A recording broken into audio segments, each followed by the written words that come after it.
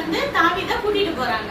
அப்ப ராஜா வந்து கேக்குறாரு, இவனு ரொம்ப ஹைட் வெயிட்டா பெரிய பயங்கர பலசாலியா இருப்பாரான்னு பார்த்தா அவன் என்ன இருக்கான், கொஞ்சம் ஷார்ட்டா தான் இருக்கான், சின்ன பையனா இருக்கான், வாலிப பையனா என்னது 16-17 வயசுக்குள்ளதான் இருக்கான். இல்ல இவன் வாலிப பையனா இனிமே ஆகும், இளைஞனா இருக்கிறான்.